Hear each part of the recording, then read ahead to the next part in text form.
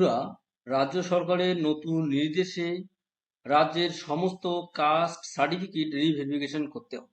রাজ্যের SC, ST, OBC সকল certificate হোল্ডারদের ভেরিফিকেশন করতে হবে। যারা 2011 সালের পরে কাস্ট সার্টিফিকেট বানিয়েছেন তাদের সকলকে পুনরায় বিডিও অফিসে প্রমাণপত্র জমা দিতে হবে, অন্যথায় আপনার জাতিগত শংসাপত্র বাতিল হয়ে যাবে। এমনই কিন্তু নির্দেশ রয়েছে সরকারের তরফে। তো বন্ধুরা, আপনারা স্ক্রিনে যে নোটিশটি দেখতে পাচ্ছেন এটি হচ্ছে রাজ্য সরকারের একটি নির্দেশাবলী।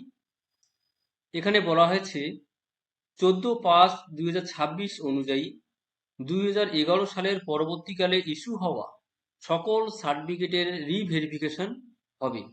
তা না করালে ওই সার্টিফিকেট রেফারেন্স হিসাবে ব্যবহার করা যাবে না। রিভেরিফিকেশনের জন্য সাদা কাগজে মহকুমা শাসকের দপ্তরে লিখিত আবেদন জমা দিতে হবে। এর সাথে আবেদনকারীর Aadhaar card, voter card, ration card এবং জন্ম শংসাপত্র, মাধ্যমিকের এডমিটের জেরক্স কপি জমা দিতে হবে। এছাড়াও আবেদনকারীর পিতার আধার কার্ড, ভোটার কার্ড এবং রেশন কার্ডের জেরক্স কপি জমা দিতে হবে। রিভেরিফিকেশনের জন্য পৈতৃক বংশের 2011 সালের আগের ইস্যু হওয়া সার্টিফিকেট লাগবে এবং সার্টিফিকেট হোল্ডারের সঙ্গে বংশতালিকার মাধ্যমে সম্পর্ক প্রদর্শিত করতে হবে এবং তার সাথে লিঙ্কেজের জনন প্রয়োজনীয় নথি দিতে হবে। অর্থাৎ পিতার বংশের 2011 সালের পূর্বের জাতিগত শংসাপত্র লাগবে এবং তার সাথে কি সম্পর্ক রয়েছে তার প্রমাণ দর্শাতে হবে, যে ওই ব্যক্তি আপনার বংশের, তা প্রমাণপত্রের মাধ্যমে মেলাতে হবে।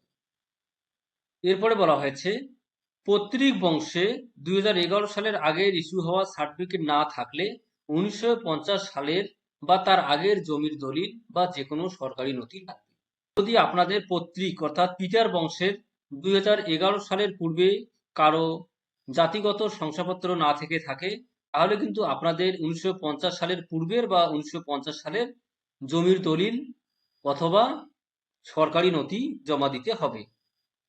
এরপরে এসআইআর 2023 পরবর্তী ভোটার তালিকার নিজের বাবা মায়ের জেরক্স কপি এখানে দিতে হবে। এছাড়াও বলা হয়েছে উপরোক্ত নথি ছাড়াও enquiry officer cultural hearing form fill up করতে পারেন প্রয়োজনের ভিত্তিতে। তো উপরোক্ত নথির বাইরেও কিন্তু এনকোয়ারি অফিসার আপনার বাড়িতে এসে ইনকোয়ারি করতে পারে। তো বন্ধুরা, এই প্রক্রিয়া কিন্তু আগামী 2 মাস পর্যন্ত চলবে। তো যাদের এসসি, এসটি, ওবিসি সার্টিফিকেট রয়েছে তারা সকলেই আপনারা বিডিও অফিসে অবশ্যই কাগজপত্র জমা করবেন, তা না হলে কিন্তু আপনাদের বাতিল হয়ে যাবে।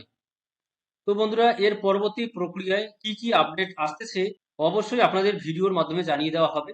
তো আপনারা চ্যানেলটিকে সাবস্ক্রাইব করে রাখবেন এবং পাশে থাকা বেল আইকনটি অন করে রাখবেন। Thanks for watching my video.